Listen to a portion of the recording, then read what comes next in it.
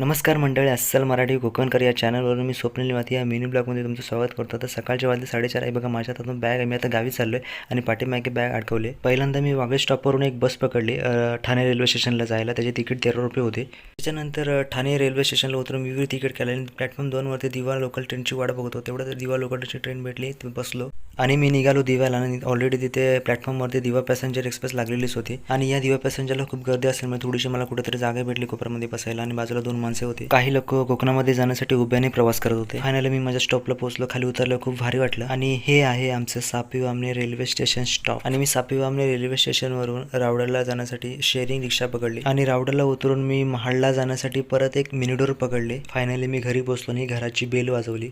आईने दरवाजा उघडला. आई फोनवरती बिझी होते आणि गेले गेले मी देवाच्या पहिला पाया पडलो. नंतर मग घरामध्ये प्रवेश केला. तर असा होता माझा आजचा हा प्रवास. खूप दमलेलो. आता